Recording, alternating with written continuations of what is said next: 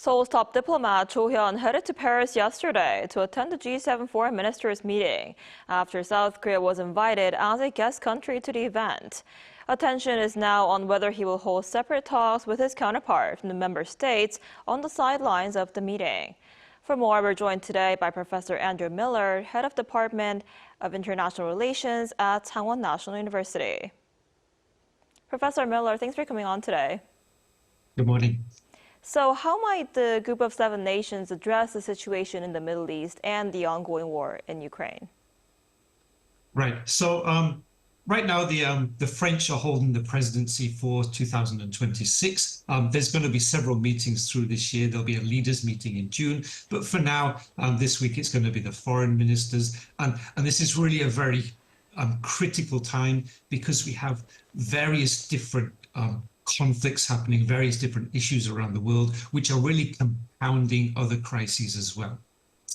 So, of course, top of the agenda, it's going to be the continued war between Ukraine and Russia, and really how the Russians have been intensifying their attacks. Just this week, there's been record numbers of drones sent against Ukraine, but also Russia is gaining advantage from the conflict happening in Iran due to the suspension of certain economic sanctions against Russia for 30 days. And then, of course, we have Iran, this conflict, still many, many questions, different confusing reports coming from the US and Iran on negotiations. So we don't know where this is going.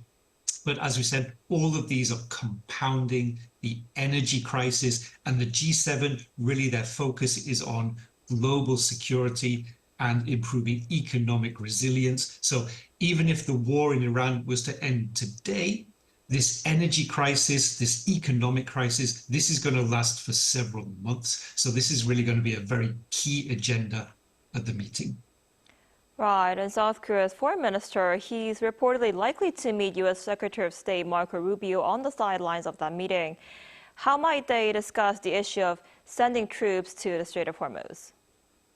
So again, a very important question. And again, we still don't really have a clear strategy coming from the United States. So this is a great opportunity for Joe to meet with Rubio, again, on the sidelines, maybe have some sort of more unofficial talks between the two, so that really Rubio can clarify to the South Koreans exactly what the strategy is that the US has going forward.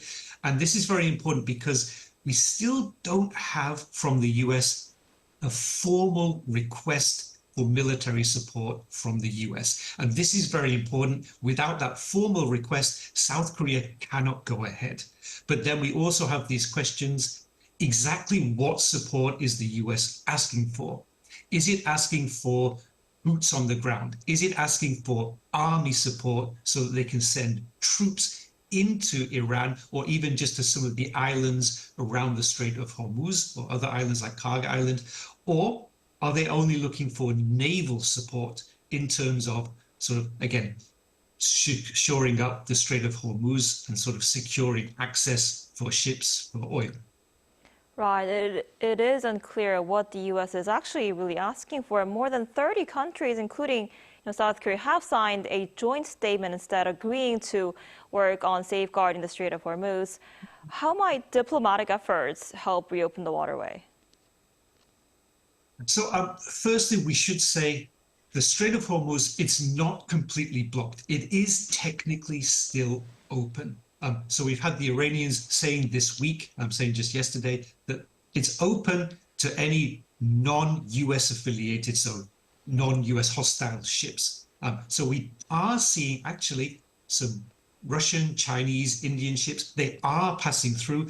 The big issue is right now, it's a high risk area. The Iranians have created this situation where ships from other countries, they just simply do not want to take the risk of going through. So this 30-country coalition, this is really about reducing that risk, allowing these ships from the neighboring Arabian states to go through much safer. But of course, the Iranians, this is their big leverage. They are going to use the Strait of Hormuz. And as we've seen today, they're demanding sovereignty, maintaining sovereignty over the strait, because even when this conflict finishes, this will be their way to gain economic strength. So charging premiums. So we're already seeing $2 million premiums for ships that want to go through. And the Iranians, they'll keep doing this even when the conflict finishes. Right, and after that G7 meeting in Paris is over, French President Emmanuel Macron is set to visit Seoul next week. And this is the first time in 11 years that a French leader is traveling to South Korea. And it comes at a time of great geopolitical uncertainty. What might be on the agenda? So this is a very important meeting. Of course, when the leader of France comes to Korea, it's very, very important, very symbolic. And also this year, we are celebrating 140 years of official diplomatic relations between France and Korea. So that's on the agenda. But of course, security is going to be at the very top. So how can South Korea continue support, maybe not for the Iranian issue, not for the Strait of Hormuz, but I think they'll be focusing more on Ukraine. How can South Korea continue providing support, even if it's indirectly, for ammunitions, for weapons to Ukraine? So that'll be top of the agenda. But then, of course, there'll be trade issues. So wanting to boost trade between France and Korea on areas such as cosmetics, fashion, automobiles, chemicals, and so on.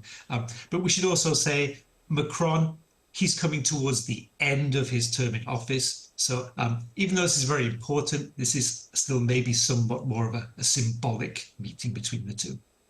I see. All right, Professor Millard, thank you so much for taking the time today. We appreciate it. Thank you very much.